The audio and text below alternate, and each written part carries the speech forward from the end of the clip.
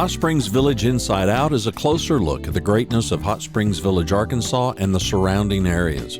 People, places, experiences. Hot Springs Village is one of the most beautiful places on earth. Join me, Randy Cantrell, and my co-host Dennis Simpson as we engage in weekly conversations to explore Hot Springs Village Inside Out. Today's show is brought to you by Central Arkansas's favorite radio station, KVRE. Find them on the dial at 92.9 FM. Stream them live at kvre.com.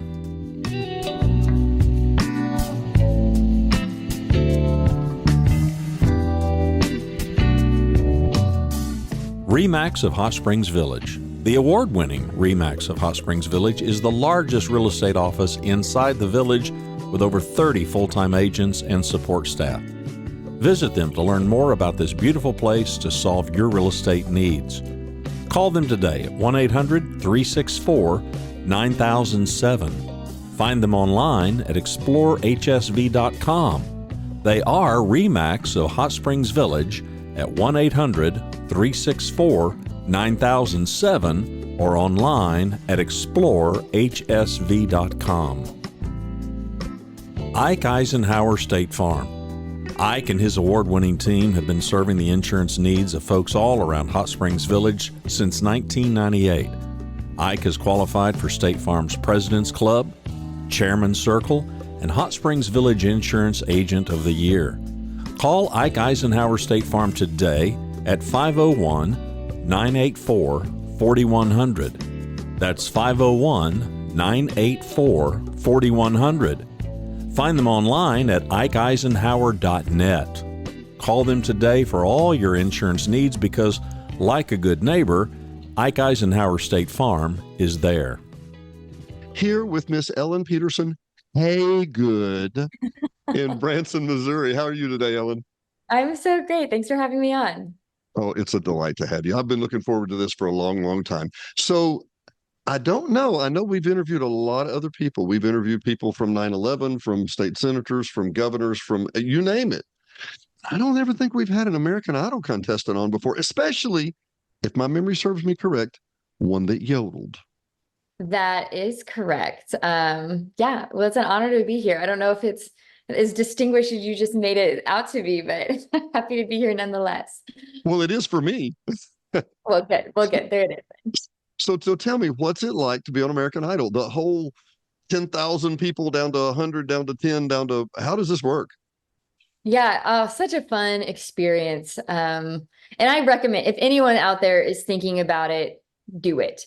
Even if you don't want to progress on the show, you can opt out whenever you want to opt out, unless you make it far enough to sign a contract. But the experience you get of standing up in front of people and just putting it out there, facing your nerves, and pushing through is just lovely and will serve in every aspect of life. But they came to Branson on a bus tour in 2014, and they went down to the Branson Landing. And so me and a bunch of friends all auditioned, and I couldn't decide what song to sing. And my siblings, I think it was them, convinced me to yodel and play the banjo. And that is very unique. And so I think I was kind of terrified because you never know whether they're putting you through because you're like the clown that they're going to like make fun of on TV, or whether they actually think you're talented. So, but I made it through that round and got to go to Kansas City to go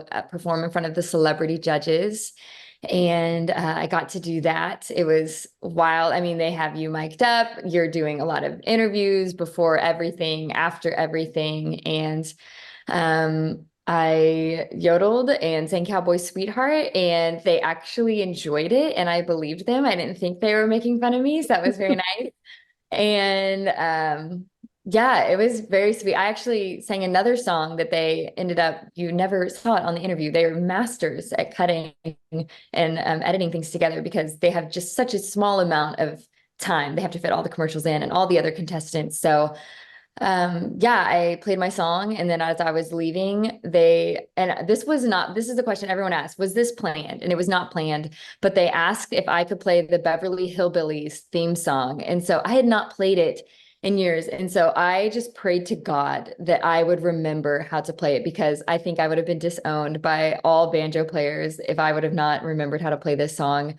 But I had learned it for a skit my freshman year of college, which was 4 years before that. And so by the grace of the Lord, I played it, and Harry Connick Jr. and Keith Urban came up on the little platform and sang along with me and clapped. And Jennifer Lopez had never heard of that song in her life, which was wild to me. It's just so funny.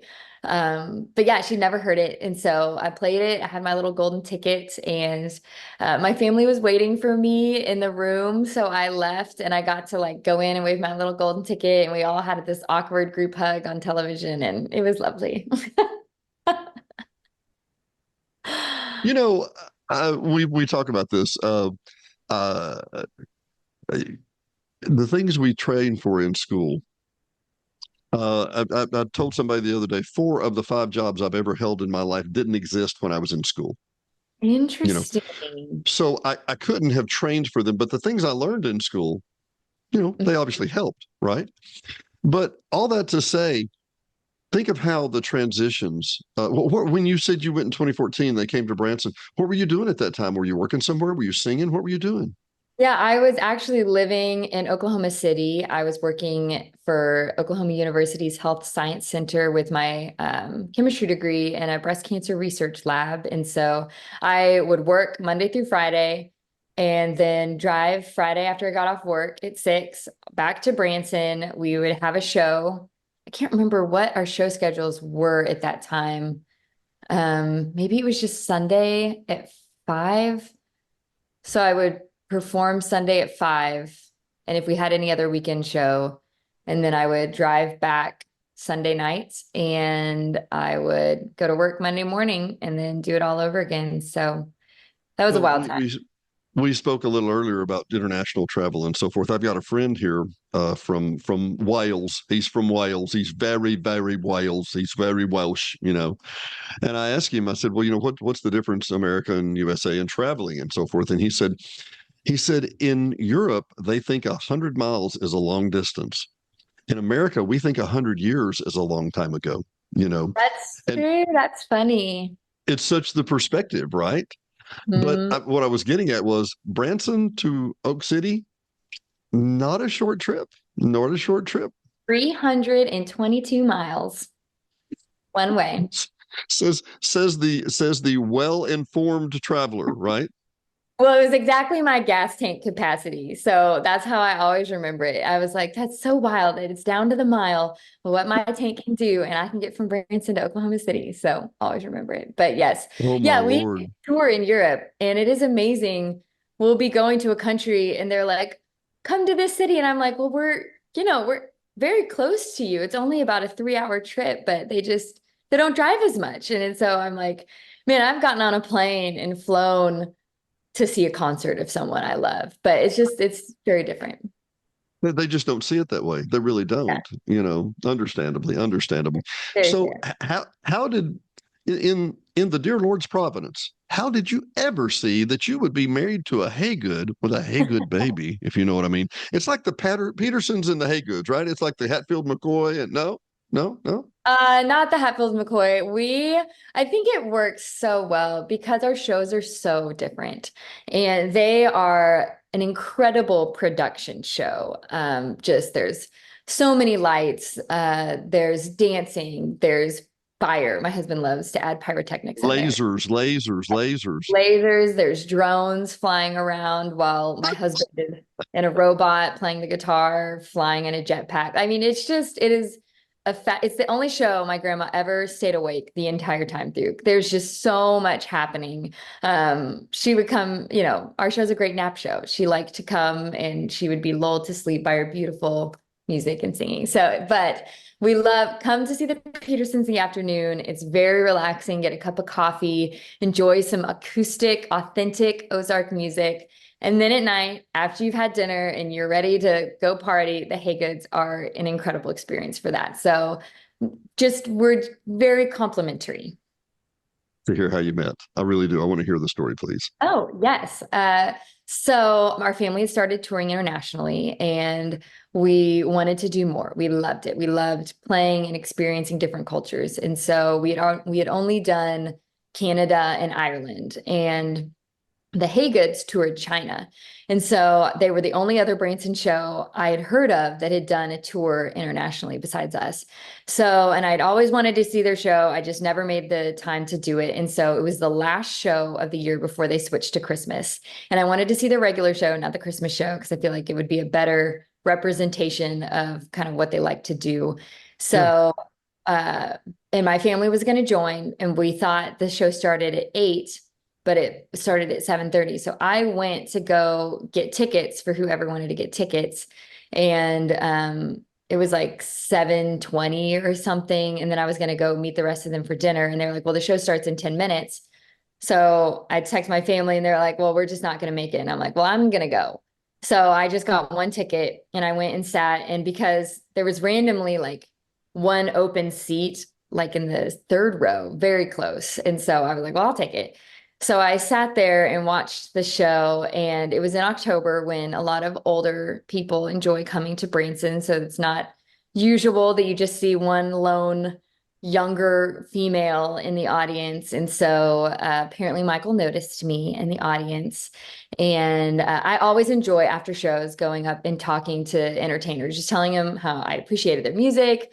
They have the oldest brother, Timothy, plays the banjo. So I made sure and I talked to him. I just went and talked to all of them. And Michael and I, when I talked to him, we just hit it off.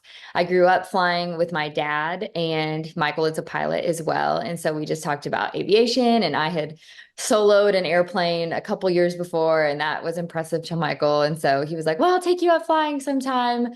And I was like, oh, sure. But you just never think. We're making small talk after a show. But I do remember there was starting to be like a line form behind me of other people that were waiting to talk to Michael, and they were starting to get impatient. And so I was like trying to like leave this conversation out of respect. I didn't want to like take up time from the other customers, but he messaged me on social media, and we had the hardest time finding a date that worked for both of us because I was still in graduate school and he had all his shows. And so we finally found a day, and he took me out flying in his airplane, and it was sunset, and Silver Dollar City had just put out their Christmas lights. So we flew over that, and it was so magical. And I know it was lovely. And then we just sat and talked for hours after, and we just really got along incredibly well. So that was October of 2016. So we dated for 3.5 years, and then we got married in January of 2020. Middle of the pandemic. Well, right before. Right before it. Oh, yeah, that's right. Right before January it. Yeah. 2020. So we still we went overseas for a honeymoon, and on the way back, I was in an airport and I heard whispers of COVID through like a news thing in the airport on the way back from our honeymoon. And Right.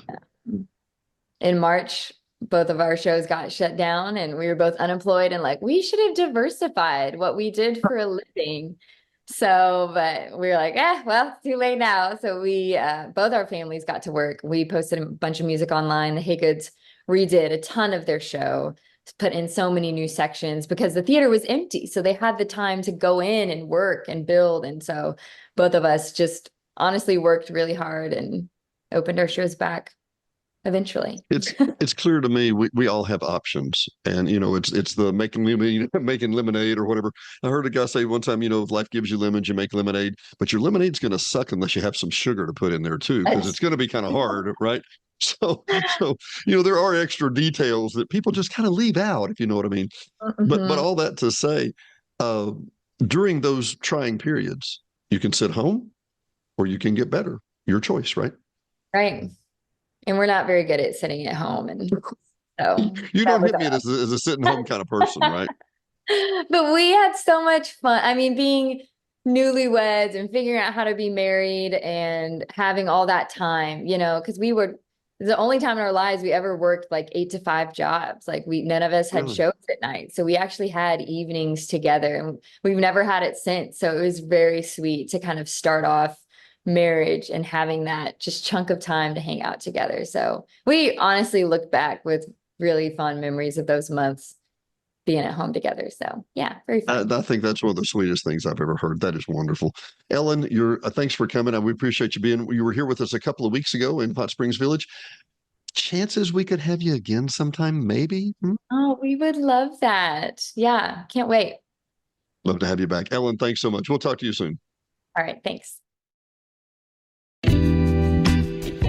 Thanks for watching and listening to Hot Springs Village Inside Out, a weekly podcast starring Hot Springs Village, Arkansas. Visit the website at hotspringsvillageinsideout.com.